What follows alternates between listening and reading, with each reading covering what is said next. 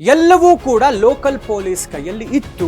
ಇದೆಲ್ಲವೂ ಕೂಡ ಬಹಿರಂಗ ಆಗ್ತಾ ಇದೆ. ಲೋಕಲ್ ಪೊಲೀಸ್ ಡೈವರ್ಟ್ ಮಾಡ್ತಾ ಇದ್ದಾರೆ. ಇದ್ಯಾವುದು ನಡೀತಾ ಇಲ್ಲ. ಕೇಸ್ ಡೈವರ್ಟ್ ಆಗ್ತಾ ಇದೆ. ಆದಂತ ಕಾರಣಕ್ಕೆ ಈ ಹೂತಿಟ್ಟಂತಹ ಶವಗಳ ಪ್ರಕರಣಕ್ಕೆ ಸಂಬಂಧಪಟ್ಟಂತೆ ಒಂದು ಸ್ಪೆಷಲ್ ಇನ್ವೆಸ್ಟಿಗೇಷನ್ ಟೀಮ್ ರೆಡಿ ಆಗಿದೆ. ಸೌಜನ್ಯ ವಿಚಾರಕ್ಕೆ ಅಲ್ಲ, ಇನ್ನು ತನಿಖೆನೇ ಆರಂಭ ಆಗಿಲ್ಲ, ಇನ್ನು ಅಧಿಕೃತವಾಗಿ ಕೇಸೇ ವರ್ಗಾವಣೆ ಆಗಿಲ್ಲ. SIT ಯಲ್ಲಿರುವಂತಹ ಇಬ್ಬರು ಅಧಿಕಾರಿಗಳು ಒಂದು ಹೆಜ್ಜೆ ಹಿಂದೆ ಇಟ್ಟಿದ್ದಾರೆ. ನಮಸ್ಕಾರ, ಅಶ್ವವೇಗ ಸ್ಪೆಷಲ್ಗೆ ಸ್ವಾಗತ. ನಾನು ಸಂತೋಷ್ ಕಶ್ಯಪ್. ಧರ್ಮಕ್ಷೇತ್ರ ಧರ್ಮಸ್ಥಳದಲ್ಲಿ ಆಗಿರುವಂತಹ ನೂರಾರು ಶವಗಳನ್ನು ಹೂತಿಟ್ಟಂತಹ ಪ್ರಕರಣಕ್ಕೆ ಸಂಬಂಧಪಟ್ಟಂತೆ ದಿನದಿಂದ ದಿನಕ್ಕೆ ಮೇಜರ್ ಡೆವಲಪ್ಮೆಂಟ್ಸ್ ಆಗ್ತಾ ಇದೆ. ಧರ್ಮಸ್ಥಳದಲ್ಲಿ ಒಬ್ಬ ಸ್ವಚ್ಛ ಕಾರ್ಮಿಕನಾಗಿ ಕೆಲಸ ಮಾಡ್ತಾ ಇದ್ದಂತಹ ವ್ಯಕ್ತಿಯೊಬ್ಬ 20 ವರ್ಷಗಳ ಹಿಂದೆ, ಅಂದ್ರೆ 95 ಟು ಆಲ್ಮೋಸ್ಟ್ 2014-13 ತನಕನೂ ಅಲ್ಲಿ ಕೆಲಸ ಮಾಡಿರ್ತಾರೆ. ಆ ವ್ಯಕ್ತಿಗೆ ಅವರ ಅಧಿಕಾರಿಗಳು, ಮೇಲ್ವರ್ಗದವರು ಹೇಳಿದಂತಹ ಹೆಣಗಳನ್ನು ಹೂತು ಹಾಕುವಂತಹ ಕೆಲಸವನ್ನು ಮಾಡ್ತಾನೆ. ಅಲ್ಲಿಂದ ಜೀವ ಭಯದಿಂದ ಇಡೀ ಕುಟುಂಬದ ಸಮೇತ ಬೇರೊಂದು ರಾಜ್ಯಕ್ಕೆ ಹೋಗಿರ್ತಾನೆ. ಇದೀಗ ಮರಳಿ ಆತನಿಗೆ ಪಾಪ ಪ್ರಜ್ಞೆ ಕಾಡಿ ತಾನು ಯಾರಿಗೂ ಗೊತ್ತಿಲ್ಲದ ಹಾಗೆ ಹೋಗಿ ತಾನು ಹೂತಿಟ್ಟಿದ್ದಂತಹ ಜಾಗದಿಂದ ಹೆಣವನ್ನ, ಅಂದ್ರೆ ಕಳೇಬರವನ್ನು ತೆಗೆದುಕೊಂಡು ಅದರ ಸಮೇತ ಬಂದು ಪೊಲೀಸ್ ಸ್ಟೇಷನ್ಗೆ ಸರೆಂಡರ್ ಆಗ್ತಾರೆ. ಇದನ್ನ ವಕೀಲರ ನಿಯೋಗ ಓಜಸ್ವಿ ಗೌಡ ಮತ್ತು ಸಚಿನ್ ದೇಶಪಾಂಡೆ ಇವರುಗಳ ನಿಯೋಗ ಹ್ಯಾಂಡಲ್ ಮಾಡ್ತಾ ಇರುವಂತದ್ದು ಕೇಸ್. ಜೊತೆಗೆ ಇತ್ತೀಚೆಗೆ ಬೆಳ್ತಂಗಡಿಯ ಕೋರ್ಟ್ಗೂ ಕೂಡ ಹೋಗ್ತಾರೆ, ಹಾಜರಾಗ್ತಾರೆ. ಮ್ಯಾಜಿಸ್ಟ್ರೇಟ್ ಮುಂದೆ 164 ಸ್ಟೇಟ್ಮೆಂಟ್ ಆಗುತ್ತೆ. ಎಲ್ಲವೂ ಕೂಡ ಲೋಕಲ್ ಪೊಲೀಸ್ ಕೈಯಲ್ಲಿ ಇತ್ತು. ಎಲ್ಲೋ ಒಂದು ಕಡೆ ಭಯ ಇದ್ದಂಥದ್ದು, ಲೋಕಲ್ ಪೊಲೀಸ್ ಕೇಸನ್ನ ಡೈವರ್ಟ್ ಮಾಡ್ತಾ ಇದ್ದಾರೆ. ಒಂದಷ್ಟು ಗೌಪ್ಯ ವಿಚಾರಗಳನ್ನ ಏನೀತ ಹೇಳಿದ್ದ, ಜೊತೆಗೆ 164 ಸ್ಟೇಟ್ಮೆಂಟ್ ಏನಾಗಿತ್ತು, ಇದೆಲ್ಲವೂ ಕೂಡ ಬಹಿರಂಗ ಆಗ್ತಾ ಇದೆ. ಲೋಕಲ್ ಪೊಲೀಸ್ ಡೈವರ್ಟ್ ಮಾಡ್ತಾ ಇದ್ದಾರೆ. ಜೊತೆಗೆ ಏನೀತ ಬಂದು ಕಳೇಬರವನ್ನ ಕೊಡ್ತಾರೆ. ಅದಾದ ನಂತರದಲ್ಲಿ ಸ್ಥಳ ಮಹಜರ ಆಗಬೇಕಾಗಿತ್ತು. ಸ್ಥಳ ಮಹಜರಿಗೂ ಕೂಡ ಪೊಲೀಸರು ಹಿಂದೇಟನ್ನ ಹಾಕಿದ್ರು. ಇದ್ಯಾವುದು ನಡೀತಾ ಇಲ್ಲ. ಕೇಸ್ ಡೈವರ್ಟ್ ಆಗ್ತಾ ಇದೆ. ಆದಂತ ಕಾರಣಕ್ಕೆ ತಾವು SIT ರಚನೆ ಮಾಡಿ ಅನ್ನುವಂತಹ ನಿಟ್ಟಿನಲ್ಲಿ ಬಹಳಷ್ಟು ಧ್ವನಿ ಎದ್ದಿತ್ತು. ಅದರಲ್ಲಿ ಪ್ರಮುಖವಾಗಿ ಮಹಿಳಾ ಆಯೋಗದ ಅಧ್ಯಕ್ಷೆ ನಾಗಲಕ್ಷ್ಮಿ ಚೌಧರಿ ಆದಿಯಾಗಿ ಮತ್ತು ಸುಪ್ರೀಂ ಕೋರ್ಟ್ನ ನಿವೃತ್ತ ನ್ಯಾಯಾಧೀಶರಾದಂತಹ ಗೋಪಾಲ್ ಗೌಡರು ಕೂಡ ಆಗ್ರಹಿಸಿದ್ರು. ಜೊತೆಗೆ ಲಾಯರ್ ಜಗದೀಶ್ ಇವರೆಲ್ಲರೂ ಕೂಡ, ಅಂದ್ರೆ ಒಂದಷ್ಟು ಜನ ಇದನ್ನೇ ನಾವು ಹೇಳ್ತಾ ಇರುವಂಥದ್ದು. ಒಟ್ಟಾಗಿ ಕನ್ನಡಿಗರು ಯಾವುದೇ ಒಂದು ವಿಚಾರ ಆಗಲ್ಲ ಅಂತ ಹೇಳಿದ್ರೆ, ನಮಗೆ ನ್ಯಾಯ ಬೇಕು ಅಂತ ಹೇಳಿದ್ರೆ ಒಟ್ಟಾಗಿ ಧ್ವನಿಗೂಡಿಸಿದರೆ ಖಂಡಿತವಾಗಿಯೂ ನಮಗೆ ನ್ಯಾಯ ಸಿಗುತ್ತೆ, ಅದಕ್ಕೆ ತಕ್ಕನಾದಂತಹ ಕ್ರಮ ಆಗುತ್ತೆ ಅನ್ನುವಂಥದ್ದಕ್ಕೆ ಜ್ವಲಂತ ಉದಾಹರಣೆ ನಿನ್ನೆ ರಚನೆ ಆದಂತಹ SIT ರಚನೆ ಆಗಲೇಬೇಕು ಅನ್ನುವಂತಹ ಆಗ್ರಹ ಇತ್ತು. ಇದೇ ವಿಚಾರವಾಗಿ ಮುಖ್ಯಮಂತ್ರಿಗಳು ಮೊದಲನೇ ಬಾರಿಗೆ ಆಗೋದಿಲ್ಲ, ಯಾರೋ ಹೇಳಿದ್ದಕ್ಕೆಲ್ಲ ನಾವು SIT ರಚನೆ ಮಾಡಲ್ಲ ರೀ ಅಂತ ಮುಖ ಕೊಡ್ದಂಗೆ ಹೇಳಿತ್ತು. ಆದರೆ ಯಾವಾಗ ಪ್ರೆಷರ್ ಜಾಸ್ತಿ ಆಯಿತು, ನಿನ್ನೆ ಘನತೆವೆತ್ತ ಕರ್ನಾಟಕದ ಕಾಂಗ್ರೆಸ್ ರಾಜ್ಯ ಸರ್ಕಾರದಿಂದ ಇದೇ ಒಂದು ಧರ್ಮಸ್ಥಳದ ವಿಚಾರವಾಗಿ ಈ ಹೂತಿಟ್ಟಂತಹ ಶವಗಳ ಪ್ರಕರಣಕ್ಕೆ ಸಂಬಂಧಪಟ್ಟಂತೆ ಒಂದು ಸ್ಪೆಷಲ್ ಇನ್ವೆಸ್ಟಿಗೇಷನ್ ಟೀಮ್ ರೆಡಿ ಆಗಿದೆ.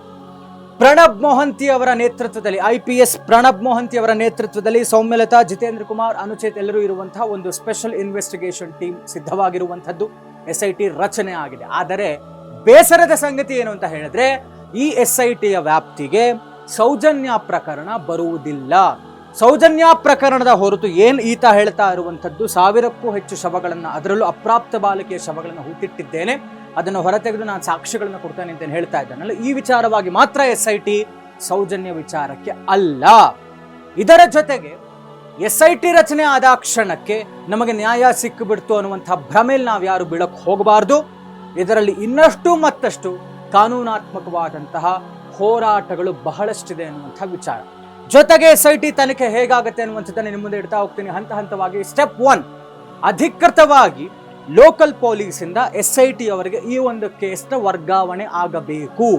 ವರ್ಗಾವಣೆ ಆದ ನಂತರದಲ್ಲಿ SIT ಅವರು ಈ ಒಬ್ಬ ಸಾಕ್ಷಿದಾರರನ್ನ ತಮ್ಮ ಬಳಿಗೆ ಕರೆಸಿಕೊಳ್ತಾರೆ. ಅಂದರೆ ಹೆಚ್ಚಿನ ತನಿಖೆಗೆ ಅವರನ್ನ ಬಂಧಿಸಲಾಗತ್ತೆ. ಅವರುಗಳು ಹೆಚ್ಚಿನ ತನಿಖೆಯನ್ನು, SIT ಅವರು ಈ ಸಾಕ್ಷಿದಾರರನ್ನ ಇಟ್ಕೊಂಡು ಹೆಚ್ಚಿನ ತನಿಖೆಯನ್ನು ಮಾಡ್ತಾರೆ.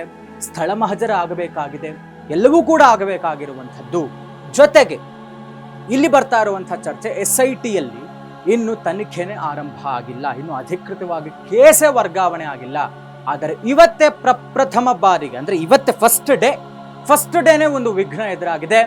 ಧರ್ಮಸ್ಥಳದ ವಿಚಾರ ಅಂತ ಹೇಳಿದಾಗ SIT ಯಲ್ಲಿರುವಂತಹ ಇಬ್ಬರು ಅಧಿಕಾರಿಗಳು ಒಂದು ಹೆಜ್ಜೆ ಹಿಂದೆ ಇಟ್ಟಿದ್ದಾರೆ. ಅಂದರೆ ನನಗೆ ಈ SIT ತನಿಖೆಯನ್ನು ನಡೆಸೋದಕ್ಕೆ ಇಷ್ಟ ಇಲ್ಲ, ನನ್ನನ್ನು ಡ್ರಾಪ್ ಮಾಡಿ ಅನ್ನುವಂಥ ನಿಟ್ಟಿನಲ್ಲಿ ಇಬ್ಬರು ಅಧಿಕಾರಿಗಳು ಇದರಿಂದ ಹಿಂದೆ ಸರಿಯುವಂತಹ ಕೆಲಸವನ್ನ ಮಾಡ್ತಾ ಇದ್ದಾರೆ. SIT ಇಂದ ಹಿಂದೆ ಹೋಗ್ತಾ ಇದ್ದಾರೆ. ಯಾಕೆ ಅಂತ ಗೊತ್ತಾಗ್ತಾ ಇಲ್ಲ. ಜೊತೆಗೆ SITಯ ಹೇಗೆ ತನಿಖೆ ಶುರುವಾಗಬೇಕಾಗಿದೆ ಅಂತ ಹೇಳಿದ್ರೆ, ಈಗಾಗಲೇ ಅಲ್ಲಿನ ಅಧಿಕಾರಿಗಳು ಧರ್ಮಸ್ಥಳ ಮತ್ತು ಬೆಳ್ತಂಗಡಿಯಲ್ಲಿ ಯಾವ್ದಾವ್ದು ಮಿಸ್ಸಿಂಗ್ ಕೇಸಸ್ ಇದೆ ಅದರ ಡೀಟೇಲ್ಸ್ ಅನ್ನು ಕೂಡ ತೆಗೆದುಕೊಳ್ತಾ ಇದ್ದಾರೆ.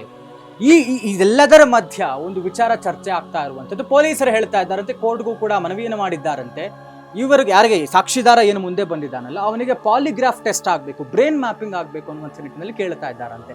ಅಲ್ರಿ ಅಲ್ಲಿ ಅವನಿಗೆ ಕಾನ್ಫಿಡೆನ್ಸ್ ಇದೆ, ನಾನು ಇಲ್ಲಿ ಹೆಣವನ್ನು ಹೂತಿಟ್ಟಿದ್ದೀನಿ, ನಾನು ತೆಗೆದು ಸಾಕ್ಷಿ ಕೊಡ್ತೀನಿ ಅಂತ. ಹೆಣ ತೆಗೆಯೋದಕ್ಕೆ ಪಾಲಿಗ್ರಾಫ್ ಟೆಸ್ಟ್ ಅವಶ್ಯಕತೆ ಏನಿದೆ? If in case polygraph test ಆಗಿ ಬಿಟ್ಟರೆ ಆ ವ್ಯಕ್ತಿಗೆ ಮರವು ಬರುವಂತಹ ಎಲ್ಲ ಸಾಧ್ಯತೆ ಇದೆ. ಈ ಹಿನ್ನೆಲೆಯಲ್ಲಿ ಕೇಸ್ ಡೈವರ್ಟ್ ಮಾಡುವಂತಹ ಪ್ರಯತ್ನನ ಇದು ಅಂತ. Let's think very practically. ಕಳೇಬರ, ಇಷ್ಟು ವರ್ಷ ಆಗಿರುವಂತಹ ಕಳೇಬರ ಅಬ್ಬಬ್ಬ ಅಂತ ಹೇಳಿದ್ರೆ ಒಂದು 2 ಅಡಿ ಇರುತ್ತೆ ಅಷ್ಟೇ. ತಾವು ಆ ವ್ಯಕ್ತಿ ಕೈಯಲ್ಲಿ ಹಾರೆ ಪಿಕಾಸಿಯನ್ನು ಕೊಡಿ, ಆತ ಹೋಗಿ ಅವನೇ ಹೇಳುವಂತಹ ಜಾಗದಲ್ಲಿ ಅಗೀಲಿ. ಇಫ್ ಇನ್ ಕೇಸ್ ಅಲ್ಲಿ ಹೆಣ ಅಂದ್ರೆ ಕಳೇಬರ ಸಿಗಲಿಲ್ಲ ಅಂತ ಇಟ್ಕೊಳ್ಳಿ, ಒಂದು 4 to 5 ಅಟೆಂಪ್ಟ್ಸ್ ಆತನಿಗೆ ಅಲೋ ಮಾಡಿ. ಇಫ್ ಇನ್ ಕೇಸ್ ಅದಾದ ಮೇಲೂ ಕೂಡ ತಮಗೆ ಕಳೇಬರ ಸಿಗಲಿಲ್ವಾ, ಅವನು ಸುಳ್ಳು ಹೇಳ್ತಾ ಇದ್ದಾನೆ ಅಂತ ಅನ್ಸುತ್ತಾ, ತದನಂತರದಲ್ಲಿ ಕೇಸ್ ಮಾಡಿ ಅವನು ಅರೆಸ್ಟ್ ಮಾಡ್ಬೋದು. ಇಷ್ಟೆಲ್ಲವೂ ಚಾನ್ಸಸ್ ಇದೆ. ಬಟ್ ಪಾಲಿಗ್ರಾಫ್ ಟೆಸ್ಟ್ ಯಾಕೆ ಅನ್ನುವಂಥ ಒಂದು ಚರ್ಚೆ. ಇದೆಲ್ಲದರ ಮಧ್ಯೆ SIT ರಚನೆ ಆಗಿದೆ. ಇನ್ನು 1ನೇ ದಿನಕ್ಕೇನೆ SIT ಅಧಿಕಾರಿಗಳು ನಾವು ಹಿಂದೆ ಸರಿತೀವಿ ಅನ್ನುವಂಥ ನಿಟ್ಟಿನಲ್ಲಿ ಹೇಳ್ತಾ ಇದ್ದಾರೆ. ಬಹಳಷ್ಟು ಕುತೂಹಲ ಮೂಡಿಸ್ತಾ ಇರುವಂಥದ್ದು SIT ತನಿಖೆ ಹೇಗಾಗುತ್ತೆ, ರಾಜ್ಯಾದ್ಯಂತ ಸುದ್ದಿ ಮಾಡಿರುವಂಥ ಈ ಒಂದು ವಿಚಾರ ಯಾವ ರೀತಿಯಾದಂಥ ಒಂದು ತಾರ್ಕಿಕ ಅಂತ್ಯವನ್ನು ಕಾಣುತ್ತೆ, ನ್ಯಾಯ ನಿಜವಾಗ್ಲೂ ಸಿಗೋದು ಅಂತಾದರೆ ಸಿಗಲಿ ಆದಷ್ಟು ಬೇಗ. ಇಷ್ಟೆಲ್ಲ ಹೆಣ್ಣು ಮಕ್ಕಳ ಆತ್ಮಕ್ಕೆ ಶಾಂತಿ ಸಿಗಲಿ, ಅದೆಲ್ಲವೂ ಕೂಡ ಶ್ರೀಮಂತನಾಥನ ಆಶೀರ್ವಾದ ನೆರವೇರಲಿ ಅಂತ ಕೇಳ್ಕೊಂತ ವಿಡಿಯೋ ಮುಗಿಸ್ತಾ ಇದ್ದೀನಿ. ಇದಾಗಿತ್ತು ಈ ಹೊತ್ತಿನ ವಿಶೇಷ. ನೋಡ್ತಾರೆ ಅಶ್ವವೇಗ ಸ್ಪೆಷಲ್.